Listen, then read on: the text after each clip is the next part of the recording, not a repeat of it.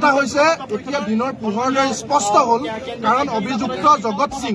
যিজন পাখণ্ড যিজনে আজি বছৰ বছৰ ধৰি এখন আশ্ৰম চলাই তেওঁ বিভিন্ন মানুহক যুৱক যুৱতীক নিৰ্যাতন চলাই আহিছিল কিন্তু এতিয়া পুলিচৰ কব্জাত গতিকে তাক ফাঁচি লাগে আৰু তাৰ যিখন অবৈধ আশ্ৰম সেই আশ্ৰমখন ইমিডিয়েট উচ্ছেদ কৰিব লাগে চৰকাৰে বিভিন্ন সময়ত বিভিন্ন গৃহ বিভিন্ন মঠ মন্দিৰ উচ্ছেদ কৰে গতিকে আজি আমাক এই আশ্ৰমখন উচ্ছেদ লাগে আৰু দ্বিতীয় কথা হৈছে এই মানুহজনে স্বীকাৰ কৰিছে যে তেওঁ ৰেপ কৰিছিল আৰু তেওঁৰ ঘৰতে যেতিয়া ডেড বডি ওলাইছে তেওঁ কঠোৰতকৈ কঠোৰ শাস্তি আমাক ফাঁচি লাগে আৰু তেওঁক এনকাউণ্টাৰ লাগে এই কথাটো স্পষ্ট আৰু তৃতীয়তে পুলিচৰ বিৰুদ্ধে যিটো অভিযোগ উত্থাপন হৈছে লক্ষ্মণ কুমাৰ দাসে প্ৰথম দিনটোৰ পৰাই তেওঁৰ পক্ষলৈ আহিছে তিতাবৰৰ অচি এজাহাৰ দিবলৈ যোৱা পৰিয়ালৰ মানুহক বেয়া ব্যৱহাৰ কৰিছে থানাৰ পৰা উলিয়াই পঠিয়াইছে আৰু থানাৰ ভিতৰৰ পৰা ছোৱালীজনী চৰিত্ৰক লৈ প্ৰশ্ন কৰা হৈছিল গতিকে পুলিচৰ এনেকুৱা ব্যৱহাৰৰ কাৰণে তিতাবৰত বাৰে বাৰে যুৱতী নিৰ্যাতনৰ ঘটনা সংঘটিত হৈ আছে তিতাবৰৰ অচিক ছাছপেণ্ড কৰিব লাগে ইয়াক এনকাউণ্টাৰ কৰিব লাগে জগত সিঙক আৰু তেওঁ আশ্ৰমখন উচ্ছেদ কৰিব লাগে এই ঘটনাৰ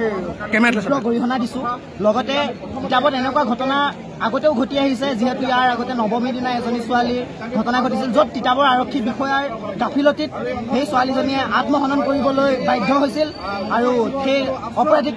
4 দিন হৈ কৰায়ত্ব নকৰাৰ কাৰণে সেই ছোৱালীজনীয়ে আত্মহনন কৰিছিল 11 দিন বৰ্তমানো সেই অপৰাধ হৈছে আমাৰ ইয়াত দেখিবলৈ পাইছো যে তিতাবৰ আৰক্ষী বিষয়াক যেতিয়া তেওঁলোকৰ ছোৱালীজনীৰ পৰিয়ালবৰ্গৰ মানুহে আবেদন ৰিপৰ্ট দিব গৈছিল তেতিয়া আৰক্ষী বিষয়াসকলে কৈছে যে আপোনালোকে কি এভিডেন্সত আপোনালোকে কেছ দিব আহিছে এখন নিৰপৰাধী মানুহক কি অভিযোগত আপোনালোকে কেছ দিবলৈ আহিছে বুলি বেয়া বিহেভ কৰিছিল ননচেন্স বুলি মন্তব্য কৰিছিল সেইটোত মই ক'ব বিচাৰো যে